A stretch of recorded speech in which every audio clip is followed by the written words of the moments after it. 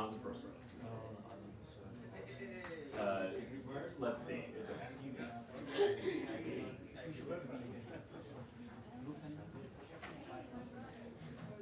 I mean, we'll be comfortable. Stop. All of them.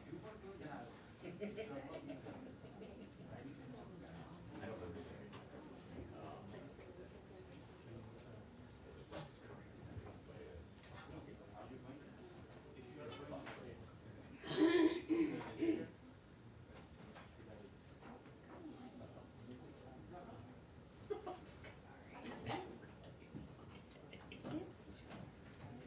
Hello.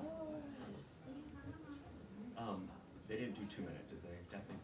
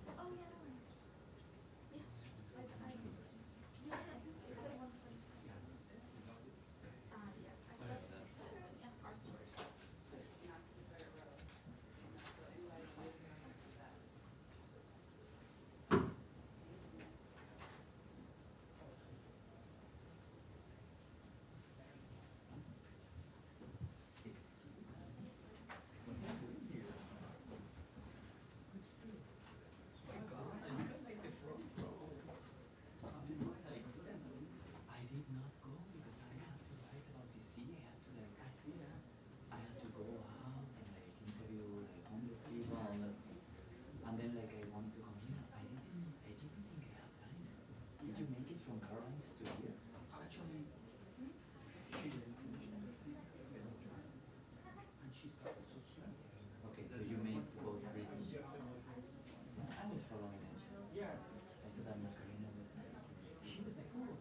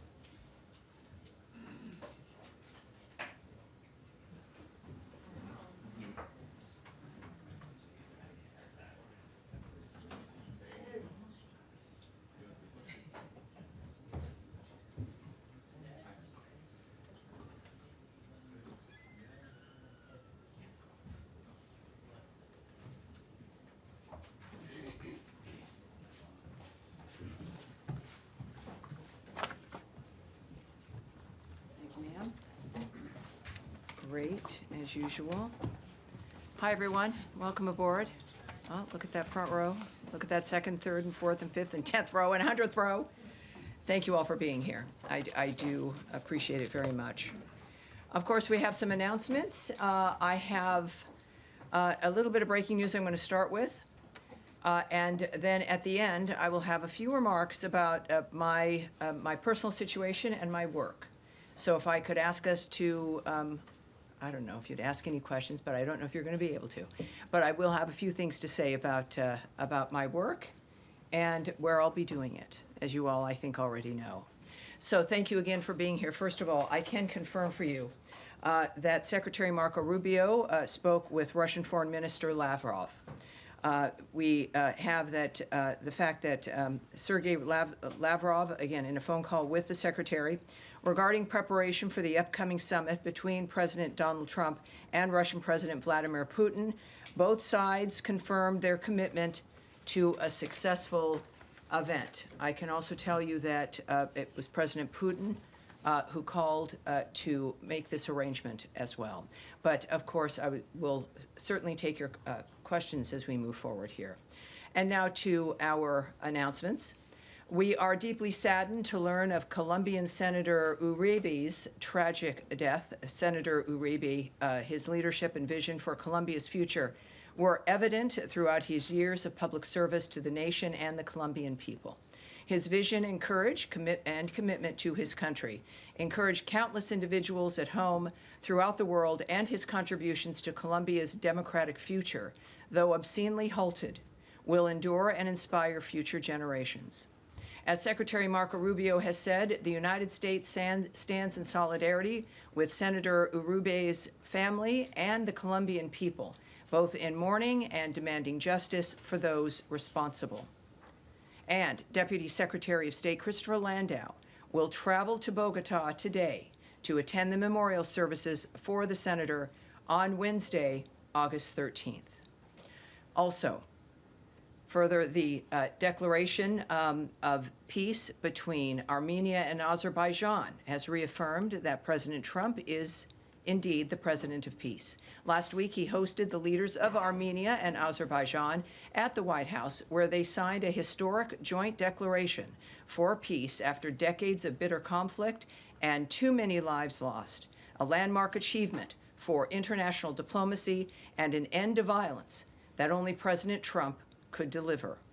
The two leaders also signed bilateral economic agreements with the United States, unlocking the great potential of the South Caucasus region in trade, transit, energy, infrastructure, and technology, and creating new opportunities for the American people and American businesses.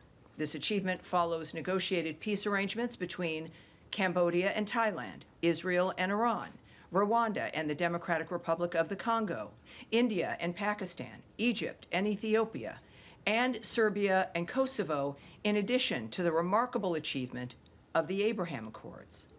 President Trump continues to prove that nations across the globe can move beyond long-standing conflicts of the past toward a shared future of peace, prosperity, and success.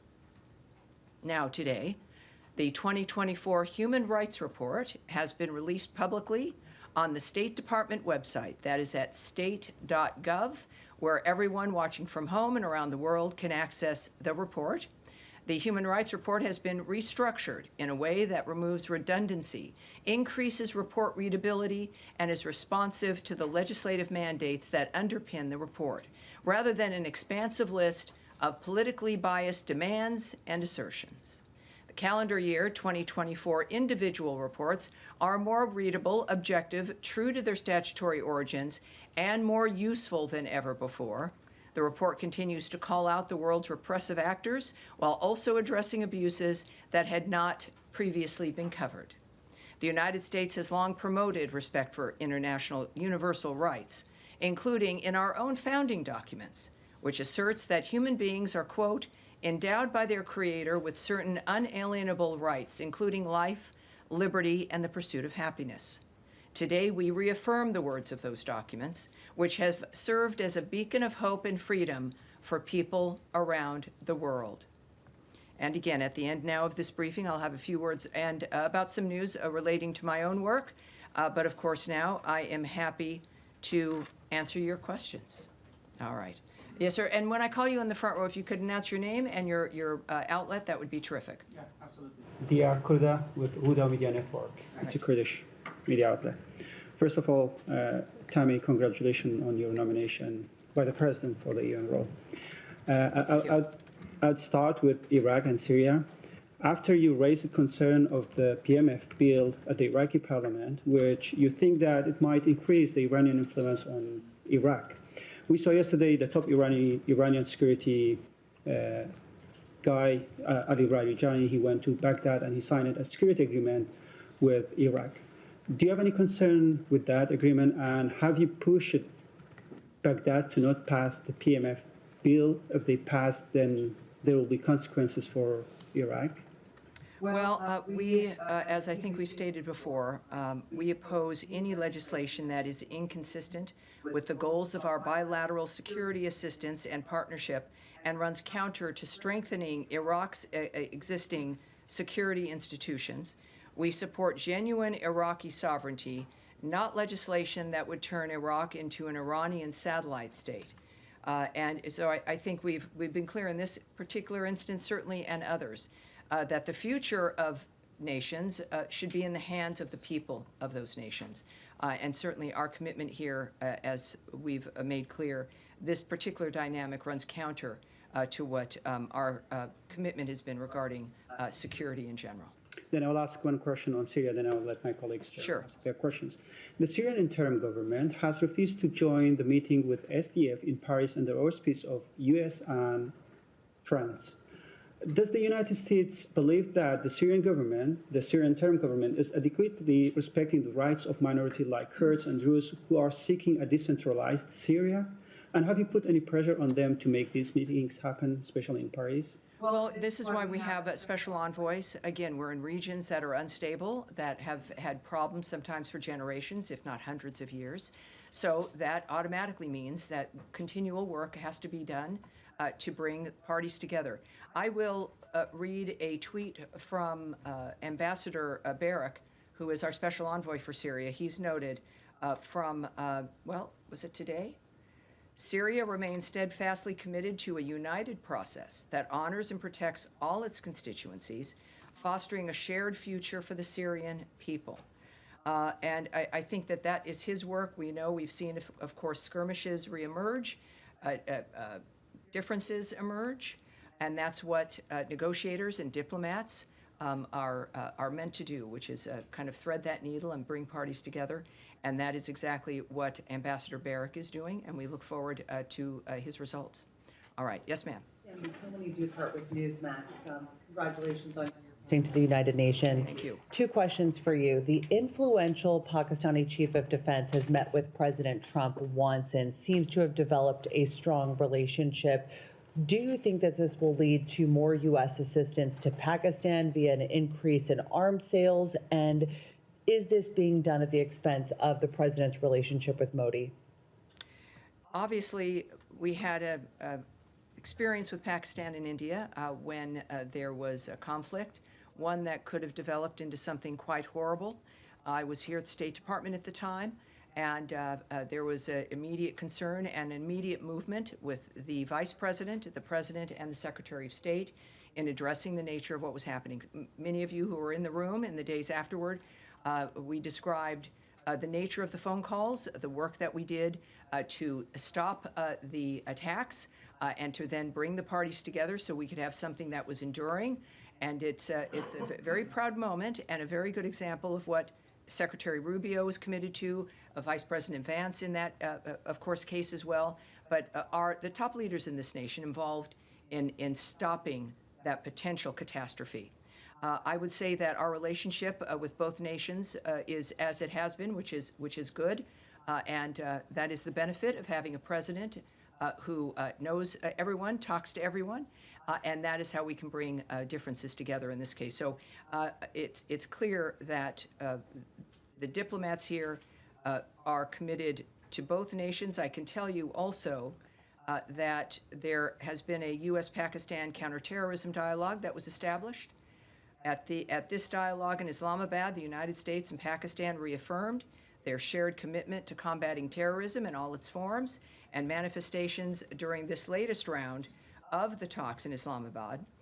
The United States and Pakistan discussed ways to enhance cooperation to counter terrorist threats, and I think that for the region and for the world, the United States working with both those nations is good news and will promote a future that's beneficial. Follow up on the subject of relationships. When it comes to the summit with Putin, do you anticipate that Ukraine's Zelensky will be invited? Well, I can tell you a few things the president has said. As I'd mentioned when I opened, that it was Putin who suggested this meeting. It is something that also my colleague Caroline Levitt discussed a great deal just a little bit ago at her briefing. And I think that that's important to know, that the president is viewing this, as she described, as something that was fact-finding in a way to see exactly what was possible.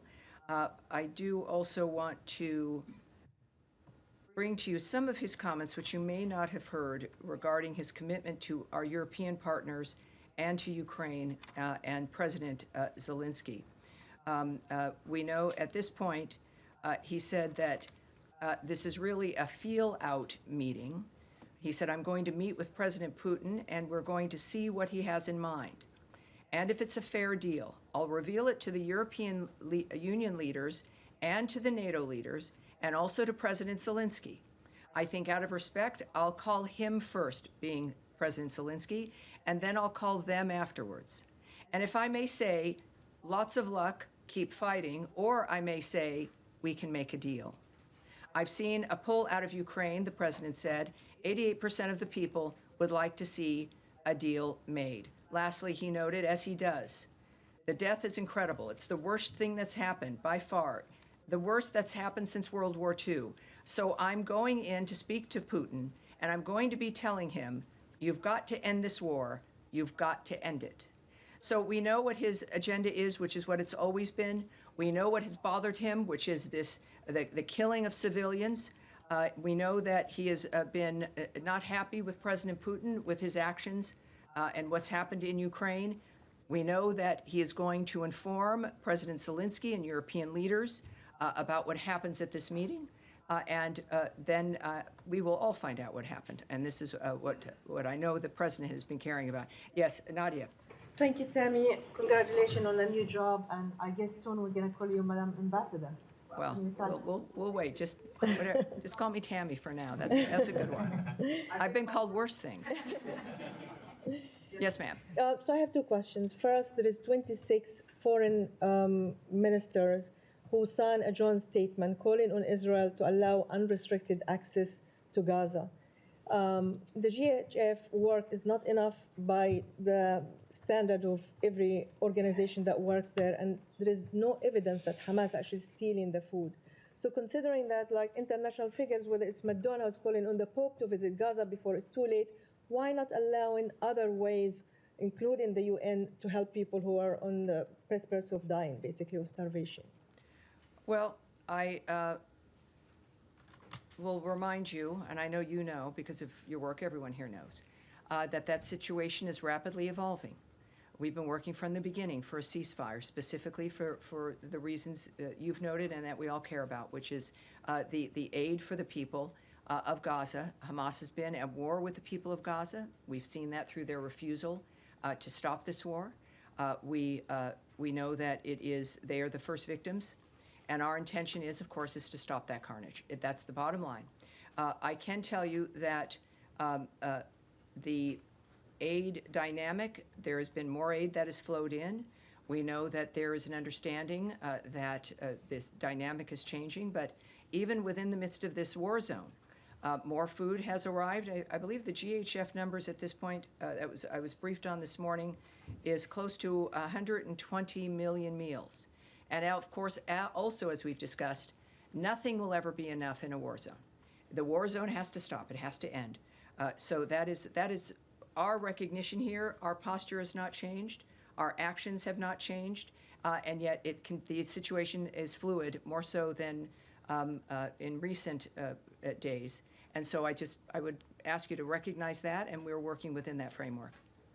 The UN and also many of your allies have been asking for an independent commission to investigate the killing of Palestinian journalists in Gaza, who reached now at 247, including 5 of our colleagues who were killed the day before.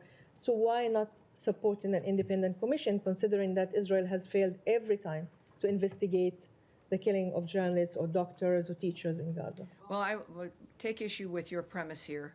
To say that Israel every time has failed to do that is not true. We know that, again, this is a nation fighting a war with a terrorist group that have always used human shields, have used hospitals, have used schools. It's been just the worst example of the barbarity of human beings, if you can call them that. It's been shocking. For Donald Trump to make the commitment to end this would be a tremendous gift to the entire world, as you know, and that is our commitment. We also we call on our ally and partner Israel to investigate these situations. I do it from this podium, and the United States does it. We expect investigations, and for a sovereign nation to engage in that, and then we'll follow up on. We see what those results are, but they do investigate. That is one of the things that, unlike other dynamics in war, Israel has done that, and they're transparent about it. So I would say that as we are working on all of this to stop, we encourage Israel always, and they do so as one of our, again, stalwart allies. And I think that their background proves that, in fact, look, they are minding their own business on October 7th. They are constantly dealing with those kinds of attacks.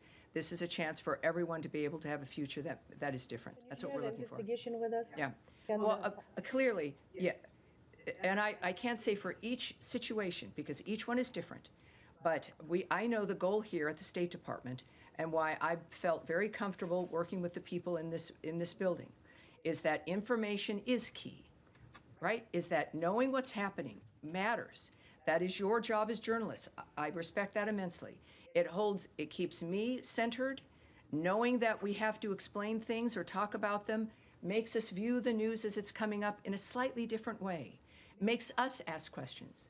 That will never end. And so I trust that, well, I will be in some fashion asking the same questions. I know you will be as too. Andrea Mitchell. Thank you so much. Andrea Mitchell, please. Andrea Mitchell. Thank you so much, Tammy, and congratulations on your new adventure. Thank you. That's what it will be, I'm sure. And I have a couple of things to follow up on that. But Yes. First of all, do we have any update on what Ambassador Huckabee said would be 16 new distribution centers for food in Gaza? And as the U.S. tries to deal with 2 wars simultaneously as part of the challenge that the president is facing, Right. with this summit, President Zelensky said today that after the overnight attacks, which were throughout his country, that there is evidence, as far as he's concerned, that President Putin is not committed to peace, but is committed to plans for a new offensive against Ukraine. So going into these negotiations, with what President Zelensky says is an imbalance in what is going on the battlefield right now, how does the president hope to try to get President Putin to abandon this commitment that seems obvious from the battlefield, by day Well, after day advancing? I'll let me answer the first question about.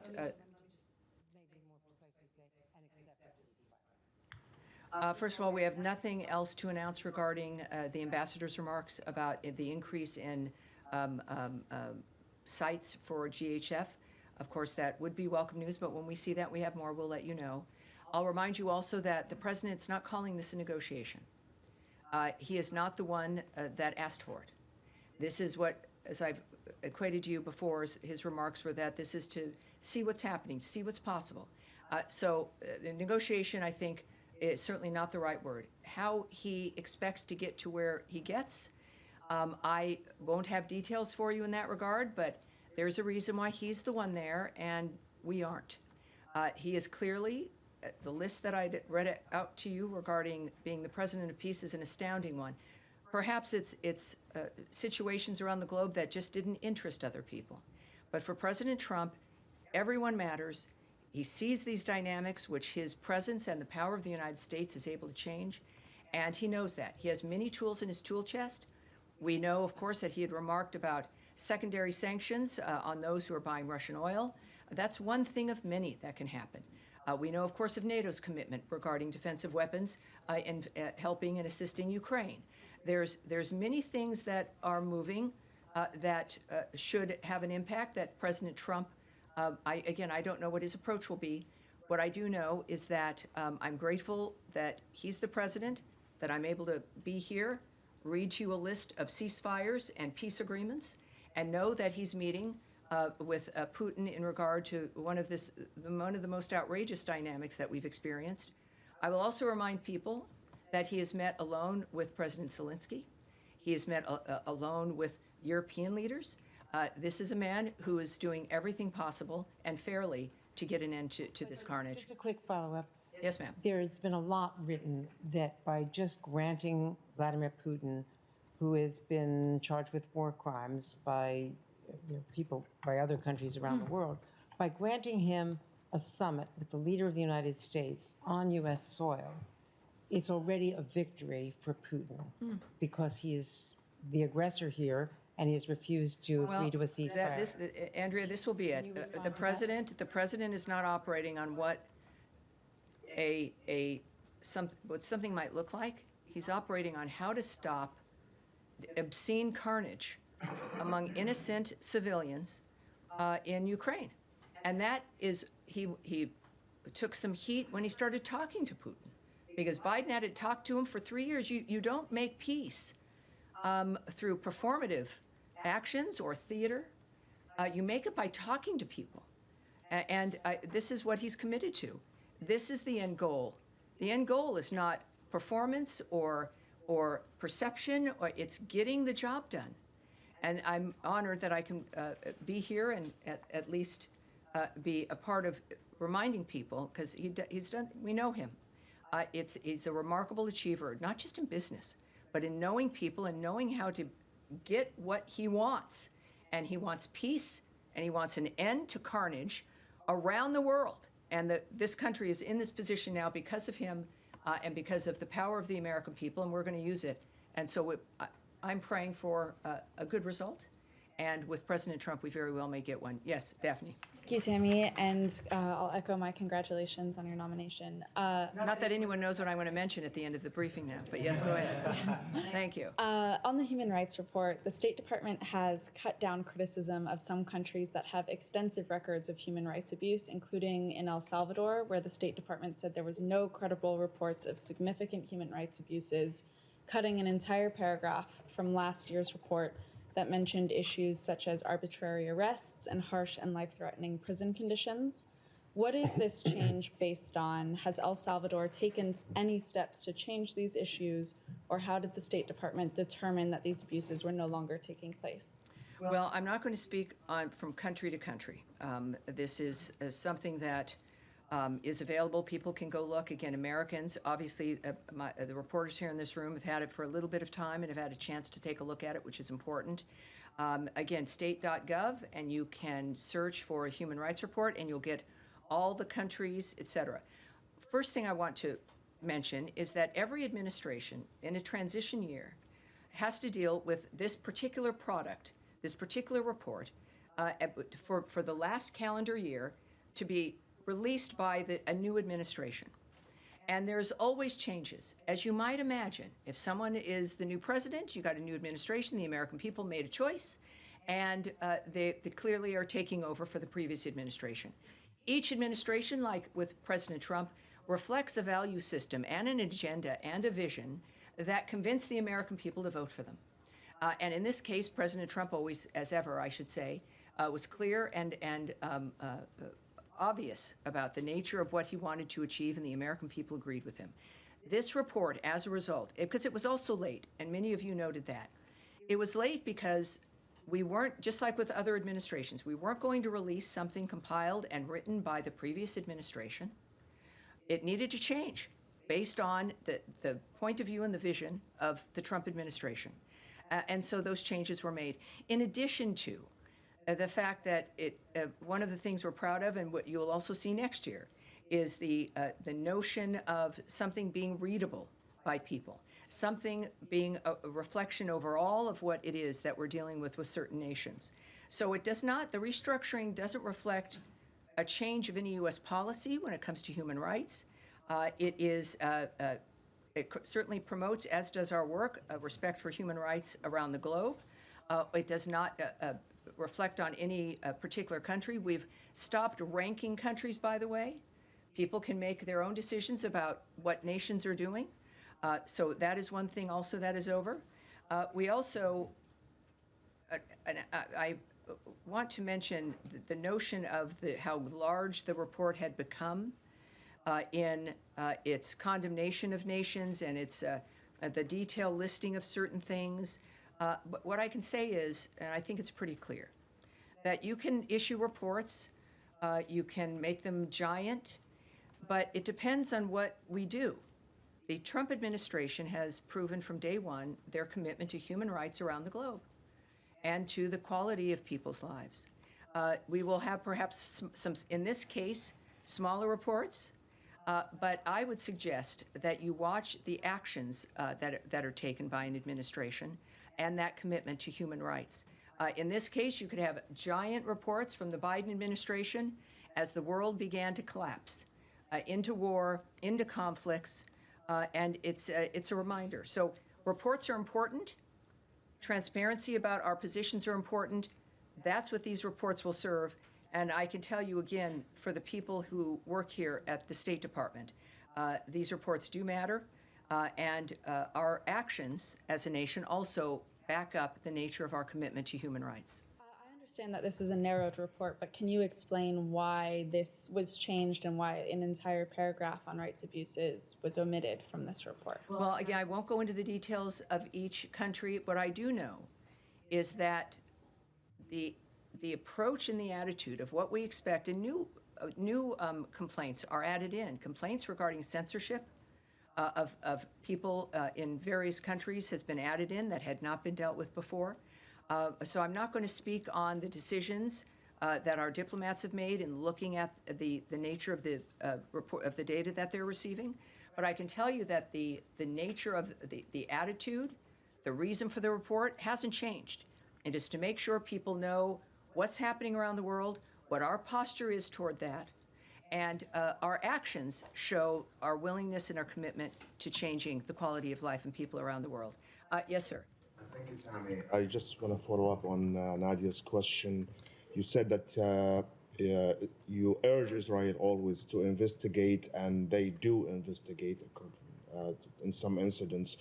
But I want to go back to Sunday's incidents when airstrike struck a tent of journalists. 4 of them are my colleagues, killing them, and there is no need for investigation here because the IDF statement was clear that they targeted Anas Sharif, my colleague, claiming that he's a leader of a Hamas cell that fires rockets into Israel without providing any proof. And this will add to 238 journalists who died in Gaza in 2 years. 11 of them are my colleagues, 11 of them. And my question is, are you comfortable with all the claims and excuses that Israel made to target those journalists, whether they are my colleagues or the other 200? Well, what I can tell you, and I think what's been apparent from this podium, is our concern about the loss of any innocent life. We've made that clear. The work of the people in this building is committed to that. And it's every day, every briefing certainly, we have examples of that. It is difficult for you. Some of you are war reporters, and you go into those zones, and I respect that immensely. So I'm not in a position, nor will I discuss my feelings. That's not what I'm here for, whether I'm comfortable or uncomfortable. What I will tell you is that we refer you to Israel for information regarding al-Sharif. Israel has released evidence that Sharif was part of Hamas and was supportive of the Hamas attack on October 7th. They're the ones who have the evidence.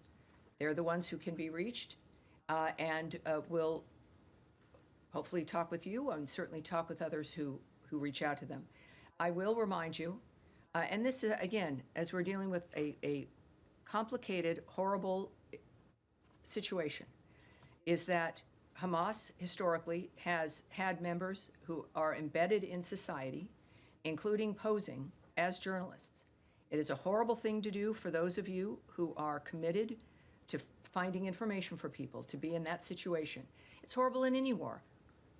I think some of us, if not most of us, have met someone who's been injured, or know of someone who's been killed, who we've worked with because of a war situation. They are a terrorist organization. They launch rockets from near hospitals. They have bases under hospitals and schools. We've seen this happen over and over again. We've become in some ways inured to the inhumanity of that. And what I can tell you is what this administration is trying to do, is trying to stop it, finally, once and for all. That's what I can speak to, is Secretary Rubio's focused passion on getting things done in what is a short period of time. And my goodness, it's been 7 months, and they're doing it. And that's what, again, regarding the specific instance, very big news, but that's my request and my comments on that exclusively. Yes, sir. We're moving on. Go ahead, Tom. I mean, you've said on the killing of these journalists that you refer us to the government of Israel. Yes. I mean, this is one of the worst, if not the worst, single attack on journalists in modern history, this particular incident on Sunday. As of all the journalists being killed, probably many of them by American weapons that are supplied by the US Well, let's not, taxpayer. I'm sorry. I respect you enough to know, But I'm asking to an not project accountability something that question. serious and saying probably. Okay, Let's leave that out. The vast majority of My weapons that are goodness. used have been supplied by the United States, courtesy of the US taxpayers. So there is a very strong accountability issue for the American government. So on this instance, has there been any internal process to look at what happened and to see whether it was within the laws of war? Well, obviously, there's many internal processes. I'm discussing with you a suggestion about who to reach out to, who has the answers for you. And that is due to the fact that, more than aware, of course there's internal processes, which I will not be discussing with you because of the nature of them and the importance of the diplomatic work that is continuing to this day to stop that carnage. Is there an internal process on this particular incident? I'm not going to discuss the details for you. I'm not going to do that, and I think you know, and I appreciate you need to ask the question, but we're in the midst of not just any conflict, but one that we have stood by and worked on and spoken and dealt with everyone from the beginning of this administration to stop. Special envoys, the president, the secretary, food aid, the coverage, my comments here from the podium. Yes, I mean, it's clearly something that the Trump administration has spoken with about directly. It is clearly a major consideration for this administration. That has not stopped. And it is not something any of us asked for, let alone the Gazan people. But yes, we're working on and dealing with, well, many things that might not be.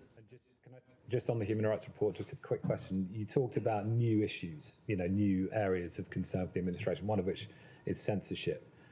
On the UK and on countries in Europe, this has been a big theme in the report. You talk about censorship of ordinary Britons becoming increasingly routine in the last year. And one of the cases relates to the killing of 3 young girls when there was an online speculation, which was false, that it was carried out by an asylum seeker.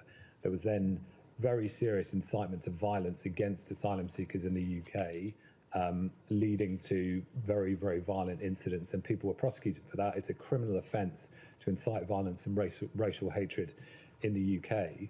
Your report seems to be suggesting that it's a human right for people to have the freedom to carry out this incitement on American social media platforms. Is that what is a new principle in this report?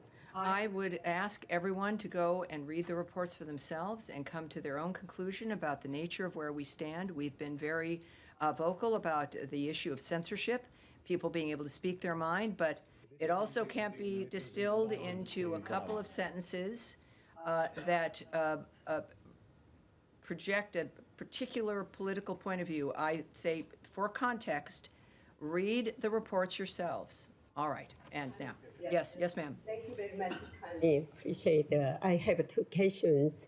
The Russia's Kremlin noted that North Korean troops will continue to be stationed in Russia, even if the war between Russia and Ukraine ends.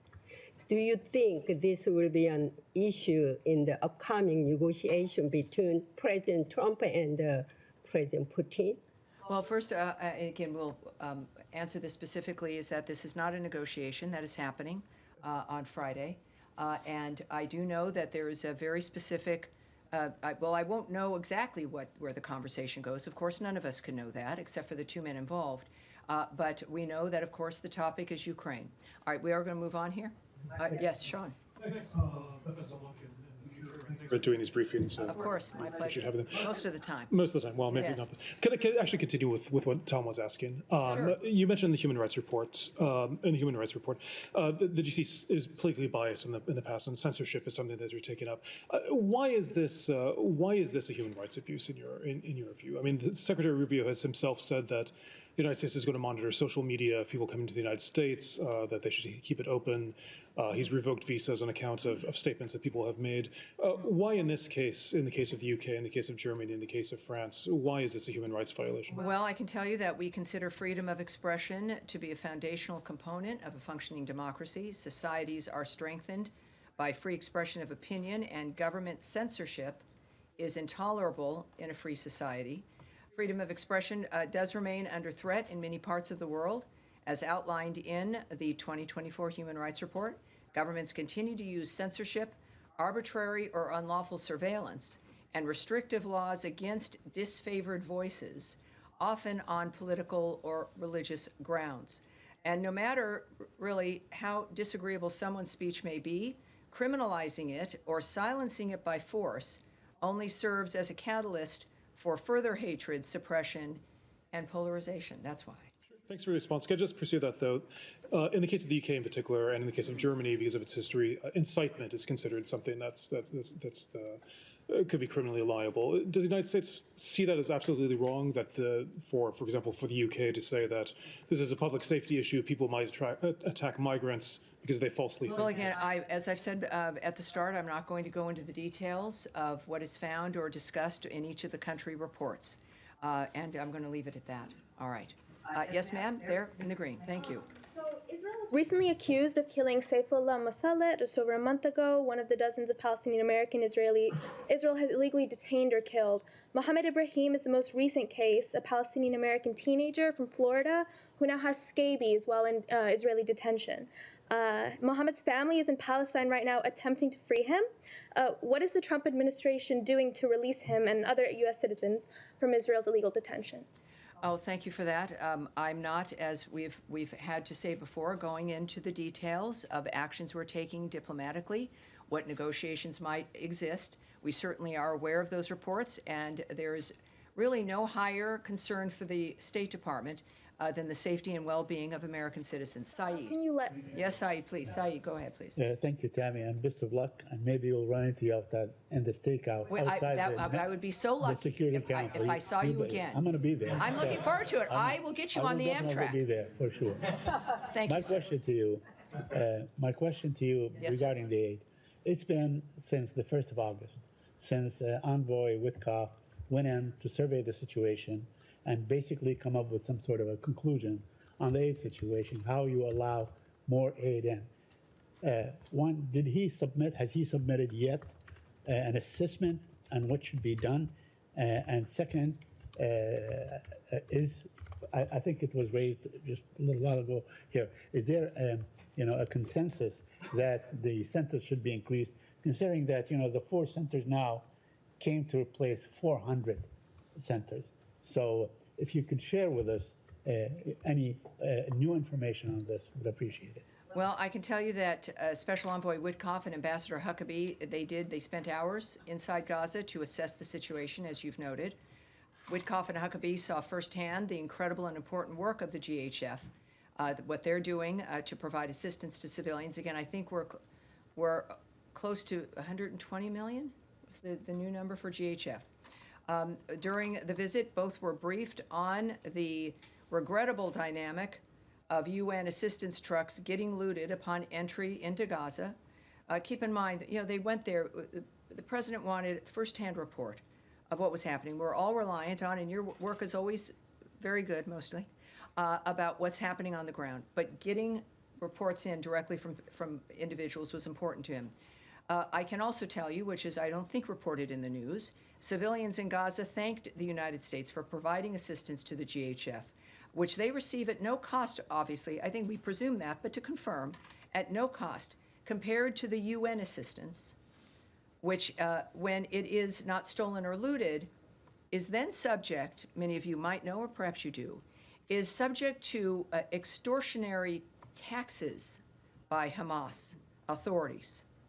President Trump wants to alleviate the suffering of the people in Gaza at the hands of Hamas because he's a humanitarian. We're seeing this in him. Frankly, his commitment to the country exposes that to us as well. And he has committed to remaining involved and helping to facilitate the aid situation to build upon GHF's work and to help Gazans obtain the critical access to food and aid that they need. And I would say that it is GHF and the president and many others, including at this podium, calling for more people to participate in this process. Just a quick follow-up, if you allow me. The White House said that they inherited this Gaza war from the Biden administration and so on, and that Hamas just refuses whatever suggestion that's been submitted to it. Is this an indication that the administration is actually pulling its hand out of and being involved in any future negotiation? No, I think it's an indication of a transparent government that shares things with the American people and the world when it comes to their opinion. President Trump has been the best example of that. And then we're watching the nature of the choices they make. It's clear with Ambassador Huckabee and Special Envoy Witkoff, that visit, the nature of the president's continued remarks are remaining in play in that region when it comes to stopping the carnage, getting the ceasefire, ending all of this, enough to where people do begin to wonder, all right, what's next? Now, we're not going to wonder about that until the carnage ends, but the fact that for the first time in generations, people are asking, what is next? What can we do? Who will be in charge? How is that going to look? Now, we're not going to engage in that or answer it, but the fact that it can be asked tells you how far President Trump has moved this motion here. Yes, sir. Thank you, Madam Bruce. First of all, my congratulations on your new job. I believe that your new role at UN will make America great again. Ahmad It will Shahid. hopefully make the UN great again. Thank you. Ahmad Yes, Shahid, it's a great journalist institution. from Azerbaijan. First of all, Thank as you. an Azerbaijani journalist, I want to sincerely thank the United States and its leader to all the efforts they have made to bring peace to the South Caucasus. On August 8 at the White House, the U.S. helped Azerbaijan and Armenia sign a historic peace agreement, and President Ilham Aliyev has even suggested that President Trump deserved the Nobel Peace Prize for his role in this achievement. Can you please share the State Department's view on this new peace situation in the South Caucasus? Because Russia and Iran have made statements showing they do not support this peace plan, and even some Iranian officials have said that they will try to stop this Trump corridor, Trump route. What will the United States do if Russia or Iran try to block or sabotage this new peace route? Well, as you, I think, know, I'm not going to speculate on what we may or may not do with certain actions. The world knows to take President Trump seriously. This arrangement, this deal, is important to him. They were at the White House. This matters to this administration. It matters to the world. I can say that some people may not even know because it doesn't get coverage. These two neighbors have been in conflict for decades. I think it's over 35 years now, with countless lives lost and generations scarred. While many have tried, we have to say, the Europeans, the French, and Putin and even Biden, only President Trump was able to successfully bring this these two countries together to agree to this historic peace. So I think what the world knows is that he is committed to long-standing, durable peace between countries, regardless of how long the conflicts have lasted or the hostility has lasted. And that commitment, as we've also seen, He's a realist. It's based in diplomacy, but he'll do what he needs to do to make the most of being the President of the United States and stopping the wars. Yes, sir, in the pink. Thank you, Ms. Bruce. Regarding the human rights report, for example, Israel has been reduced from last year to this year, 103 pages to 9, for Russia, 101 to 41. And you've mentioned this readability, but some media outlets have claimed that this paints an inadequate picture for some of the countries. So how has the Human Rights Report maintained its mission to educate Americans and the rest of the world that they are getting an accurate picture of these nations? Well, accuracy should not be considered a part of volume. You can have something very, very accurate and have it be in with fewer words, in fewer pages. It's a matter of the nature of the commentary. This is also about the vision and the point of view, the America First philosophy for the President of the United States. So we went through this a bit with foreign aid, this idea that more foreign aid means more aid. We haven't seen that over the years. The more we give in foreign aid, the more the need increased. If more foreign aid meant it solved a problem, the need for foreign aid would go down. That was never the case. So this is, again, the nature of the suggestion that too much government, giant reports, money that goes out that we can't even really track, there's so much of it, is not a signal of success. It's a signal of some kind of waste, or at least something that can be done better. So it's, I would say, when it comes to judging this, it is a very good first experience, even though, again, it's reduced from the original report that the Biden administration had crafted. That, in my work, of course, also sometimes less is more, and I would say that that's the case here as well. Thank you. All right, yes, ma'am. Two on Gaza, if I may. They're both related. Correct me if I'm wrong, but there hasn't yet been any U.S. funds that have gone out to the Gaza Humanitarian Foundation. And I can correct that right now. Okay. Over half of the pledged funds have been distributed. So 15 million? I can tell you over half. That's what I can tell you. So it was 30 million was pledged. So you're saying that's correct. Okay. And I would also, though, as I think we've talked earlier, that the financial commitment, not that we should get stuck in that, but the commitment the United States has made overall is certainly perhaps hundreds of millions of dollars. The nature of special envoys, our diplomatic missions, the concentration of the secretary, of the president, of missions back and forth, the special envoys. It is there. So there's many moving parts of the commitment of this country, but in that particular instance, certainly tens of millions have been pledged, and we know that at least 50%, over half of that initial pledge has been dispersed. It's gone out the door, essentially. That is what I have been briefed on, yes. And that's in the wake of Special Envoy Witkoff's visit to Gaza? I can't tell you the timeline. It was not sudden in that sense. We've mentioned before, for those of you new to the room, is that while there's a pledge, which was important to note, there's still vetting that has to happen, right? Benchmarks have to be met. Dynamics that we look at, because part of the point of the Trump administration is, how is the money being spent? Is it being spent well? What is it accomplishing? Those benchmarks were in play here. So that started at the beginning. And what I can tell you right now at this moment, without telling you about a space of time, that's what we have dispersed. And just one quickly, thank you for that. And one quickly on ready-to-use therapeutic food, which is also known as RUTF. As you know, that's the food that is specialized and used to treat malnourished children. Your deputy, Tommy, had mentioned that the U.S. is giving some $93 million to helping supply that therapeutic food to African countries and Haiti. He mentioned that last week. Is the U.S. government doing anything to help the likes of UNICEF and or other aid organizations get more RUTF food into Gaza? Like UNICEF had said that RUTF food, their supplies of it are about to run out in Gaza. We've not been able to get an answer from the Gaza Humanitarian Foundation as to whether they even distribute that food for children who need it most in Gaza. Well, I think the evidence of our structure working and having awards be distributed and announced for, in this case, a particular region, that 93 million, tells you that we are working on those aspects. As I mentioned when we first started the reform regarding our foreign aid, that we weren't getting out of the business of helping. That is at our core as Americans in this country. It's a matter of the efficiency of it and the value of it if it's getting to the people on the ground who need it. We've had problems with how much, when you have an award, actually gets to the people who need it. What is the percentage of that at the local area?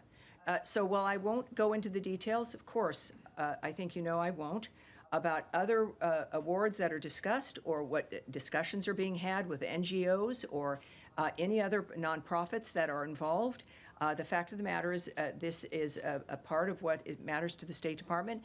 And as you know, we've had that one description of that one package of aid. And with everything happening in Gaza and our commitment to it, I look forward to seeing how else we're expanding our assistance there. Yes, ma'am. Thank you. On Gaza, Israel has been blocking foreign reporters from entering Gaza unless they are under Israeli military escort. Does the U.S. press Israel to allow foreign journalists, including American journalists, by the way, to enter Gaza? Well, we're of course leaving that to the government of Israel. We are not going to tell them what to do or inform them how to handle the decisions they've made. Just as again a reminder that it is a war zone, and countries are going to make decisions about who they allow in and who they don't, and that's up to Israel. And on the killing of Al Jazeera journalists came as Israel openly prepares to occupy Gaza City. Has the Trump administration given the Israeli government a green light for this widely condemned plan? Do you support or oppose? Well, I would say you should contact the White House regarding their posture and what the president has said or not said in that regard. All right, yes, at the end there. On the human rights report and then on Gaza. What would you, without getting into the specific reports for specific countries, what do you say to the perception that some of the watered down reports appear to be for countries that have worked closely with the Trump administration? Well, I think that obviously President Trump is someone who's been working with a lot of countries. He's a man who's very active, as is the secretary.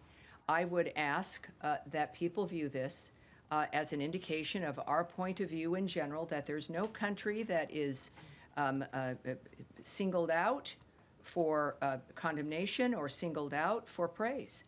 It's the nature of the consistency of how our diplomats, how President Trump and Secretary Rubio view the nature of what's happening in those countries. It does look different. It is a different approach.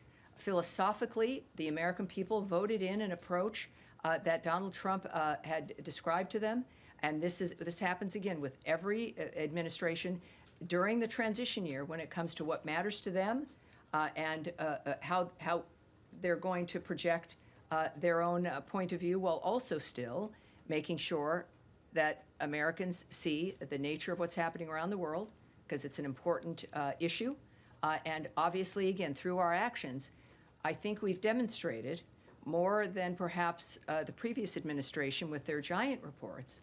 We've demonstrated very clearly President Trump's commitment to a world of peace and a humanitarian future where everyone can enjoy and look forward to the future. Two more quick questions. The secretary, when he was I'll take senator, one more, and then sure. we'll move on. When he was a senator, he said in 2017 that for the first time in a long time, the report would not be presented by the Secretary of State, and he says, I hope they reconsider. Why isn't he now, as Secretary of State, presenting the report to us today? Well, I think what I've discussed here in general is that he cares about this issue. We've seen him in his Senate career and even his career in Florida, and now as Secretary of State, committed to human rights every day. I think that certainly next year's report is going to be a much more distinctive and clear framework of what matters to the Trump administration. But when it comes to the kind of rollout or the nature of how we're presenting it, I'm here at the podium discussing it with you. It is released to the American public. It was released to what's known, for friends watching at home, our bullpen. which are reporters who cover state and work from this building, attached to a variety of different platforms in the country and around the world. So I think that Secretary Rubio's approach, his work, speaks for itself when it comes to his personal commitment to these issues. Can I ask one on Gaza quickly? No, we are gonna move on, and let's go to Eric, and then I do have a statement I want to make. This is my last briefing, and I appreciate all of you being so interested in all the issues. Eric. Yes, thank you, Tammy, for the question. Wanted to ask not to remove any suspense from your statement at the end of the briefing, but in terms Will of be.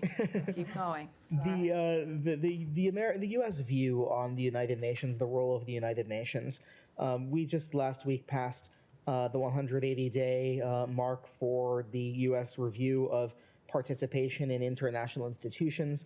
I assume that the announcement that you have for the end of the briefing will make clear that the U.S. is not at this moment withdrawing from the United Nations. What is the argument or the view for that the U.S. is putting forward at this point in the United Nations, in an America First world, the importance of the United Nations and the U.S. participation in it? Well, I'm not going to speak directly to reports that have not been released regarding the review of international organizations from the State Department.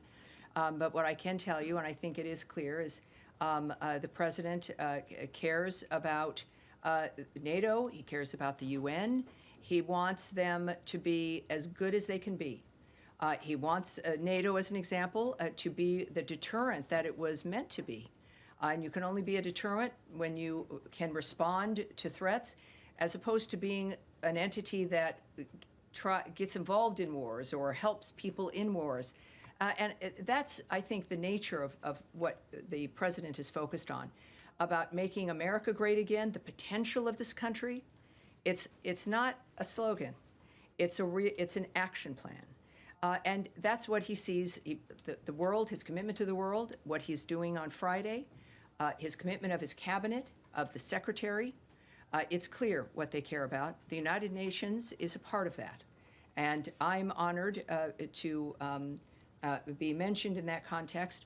But I have to say that the President's approach has been very clear about his caring for the country and how the world operates, and wanting everything to be the best it can be.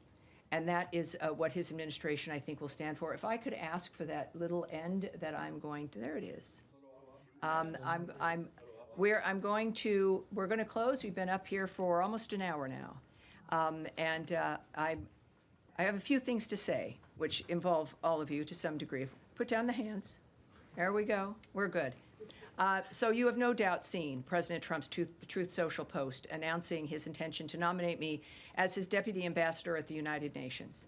His intention was a surprise, as was his request last Christmas asking me to become the spokesperson at the State Department. I was astounded then and remain deeply honored and grateful for the President's trust in me. This is especially moving as it allows me to continue serving the State Department, to which I'm now quite attached. I think that's maybe obvious to some of you, and our great country on the global stage at the United Nations. During my first press briefing, I promised you and the American people that my commitment would be always to speak directly and clearly about President Trump's America First foreign policy agenda and its implementation by Secretary of State Marco Rubio. With the help of the extraordinary men and women who serve the State Department, my team and I worked every day with that promise in mind, and it is a commitment that will continue to inform all of my work. As this remarkable chapter in my life continues, I want to take a moment to thank all of you in the bullpen, and also in this room in general, for your camaraderie, your banter, your professionalism, and yes, even the occasional haranguing, which normally is from the bullpen. Yes, I'm looking at you, Daphne. You've kept me sharp, grounded, and on more than a few occasions, laughing. The relationship between the spokesperson and the press is a unique one, and I'm grateful that I know all of you. I also want to thank Secretary Rubio for his faith in me and people I have mentioned often during these briefings, the men and women of the State Department. From day one, your expertise and deep sense of mission have shaped the way we engage the American people and the world. With your help, we made the daily press briefings relatable, enhancing transparency and giving the American people the foreign policy news and insight they deserve.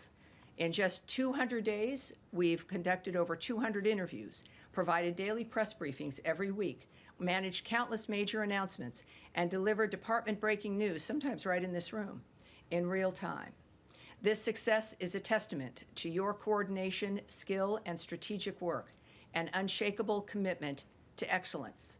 Foreign service officers, career officers, civil servants, and political appointees working together for this nation. I look forward to continuing to serve with you as well as support you from New York and beyond. Thank you, everyone. That's it for today. Appreciate it. Thank you. Thank you. Thank you. And you get Tommy on Thursday. I'll be here for this week, but this is it. Thank you, everyone. It's been an honor and a pleasure.